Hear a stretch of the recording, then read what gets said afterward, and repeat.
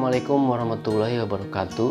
Ya, selamat datang kembali di channel saya. Jadi di video kali ini saya nggak jalan-jalan lagi ataupun travel juga wisata kuliner ya. Jadi saya mau nge-share aja atau curhatan saya tentang gimana nasibnya para kru kapal pesiar ya dengan situasi pandemi kayak gini.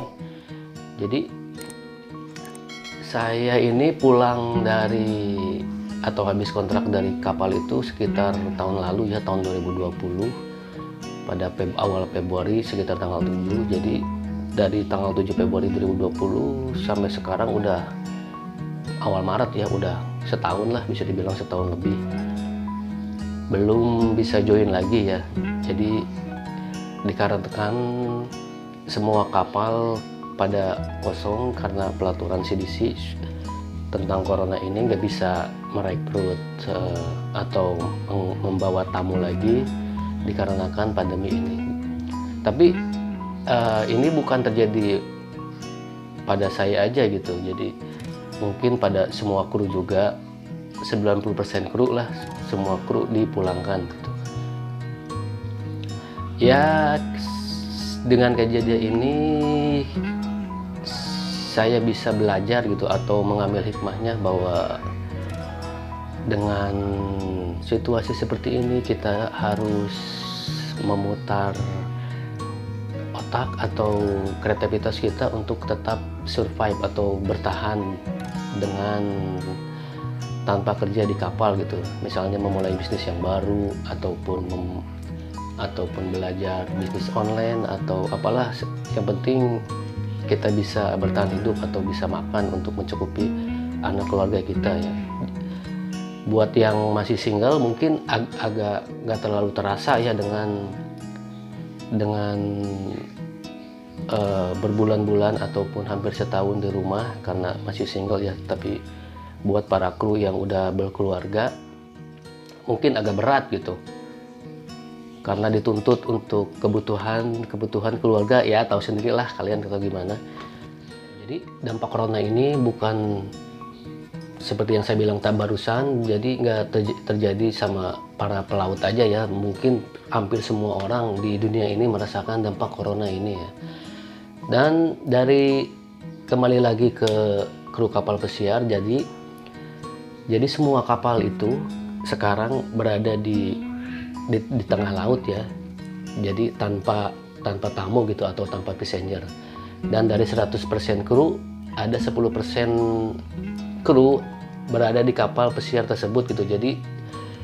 Jadi ada juga kru yang di kapal tapi cuman sekedar buat maintain gitu, buat menjaga kapal supaya tetap bagus gitu. Karena kalau kapal ditinggalkan kosong semua tanpa ada orang pasti cepat rusak atau cepat berkarat ya. Dan kebanyakannya biasanya orang dek, orang engine, ataupun para officer yang berada di bridge ya, kebanyakannya orang kayak gitu. Sedangkan yang dari hotel departemen paling sebagian kecil ya, cuman untuk bersih-bersih kamar ataupun area-area kru, juga area tamu. Jadi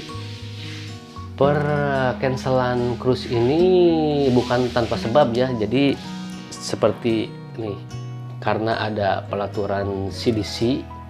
Jadi peraturan CDC itu yang tentang jadi protokol tentang virus corona. Nah, jadi CDC ini Center of Disease Control atau CDC ya.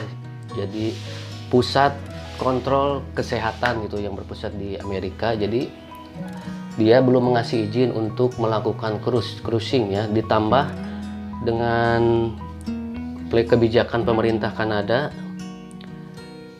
Jadi pemerintah Kanada mengextend cruise ship bentrok Februari 2022. Jadi artinya pemerintah Kanada masih belum mengasih izin buat kapal pesiar buat bersandar di pelabuhan Kanada sampai Februari 22. Coba tuh gimana coba, sekarang aja udah hampir 1 tahun. Jadi kalau harus nunggu lagi sampai Februari 22 bisa amsong nih. Jadi menurut saya buat para kru ataupun buat sobat-sobat kalian yang masih kebingungan yang masih punya sedikit aset gitu yang bisa dijual ataupun apalah, kalian bisa mengambil emergency alternatif. Jadi kalau kalian misalkan punya emas ataupun motor ataupun ya mobil ya, karena ataupun mobil jika itu perlu gitu ya, mungkinlah dijual ya, karena mobil itu kebutuhan sekunder ya. Jadi utamakanlah kebutuhan utama seperti pangan ataupun kebutuhan anak sekolah, karena kalau rezeki itu nggak bisa disangka ya. Mungkin kita kehilangan suatu barang sekarang, mungkin Tuhan akan menggantikannya dengan yang lebih gitu. Yang penting keluarga kita bisa bertahan gitu.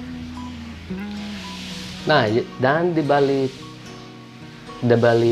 musibah ini membuat saya menjadi sadar gitu bahwa kalau saya punya uang ataupun ntar saya bisa join lagi ke kapal, jadi saya lebih save money gitu. Jadi saya mikirnya kalau punya uang saya lebih baik beli sesuatu barang yang makin tahun harganya makin naik gitu, seperti properti, tanah, rumah, atau bikin kontrakan. Jadi sewaktu-waktu ada momen atau kejadian seperti ini, kita kekelipukan gitu. Karena kebanyakan para pelaut meskipun gajinya ya berdolar-dolar ataupun puluhan juta, tapi mereka gak bisa memanage gitu. Paling bisa sampai 3 bulan udah kelepukan lah. Kalian tanyanya kepada semua kru kapal, pasti penyakitnya begitu gitu. Kadang orang awam suka nanya, ya kok cuma 3 bulan udah gak punya uang, kan gajinya gede. Ya nggak tahu lah, mungkin karena gak biasa pegang uang gede, terus pas kerja di kapal bisa dapetin gaji dolar, jadi lepas kontrol gitu. Nah oke, kita lanjut. Jadi ini Celebrity Cruise mulai resume on Mei 2021 ya. Jadi kalau Celebrity Cruise mau mulai mencoba tanggal 1 Mei ya. Nih kalau berita nih, jadi saya kerja di kapal pesiar namanya Princess Cruise ya. Nih kabar terbaru tentang Princess Cruise. Jadi baru-baru ini Princess mengumumkan di Instagramnya ya, atau saya juga dapat dari emailnya, bahwa Princess mulai mau sailing buat cruise Eropa itu sekitar Septemberan ya. Jadi sekarang baru awal Maret sampai September. Waduh, saya harus nganggur lagi nih berapa bulan nih. Dan juga NCL ya. Kalau NCL di sini exposed by parent company NCL bakal mulai Juli tanggal 1. Tapi ini belum pasti ya. Jadi jadwal ini sewaktu-waktu bisa berubah ya, karena dari Agustus tahun 2020 diundur lagi sampai Desember, sekarang Desember diundur lagi sampai Mei, sekarang Mei diundur lagi sampai September. Nggak ngerti lah. Nah jadi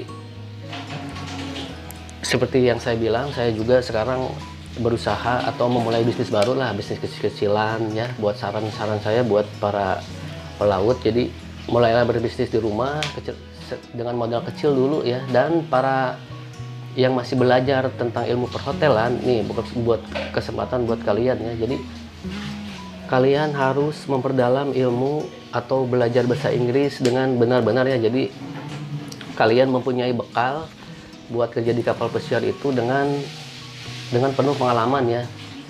Jadi dengan pandemi ini jangan membuat kalian menjadi down ataupun punya pikiran mungkin cruise ini nggak mungkin berlayar lagi gitu karena corona ini. Enggak.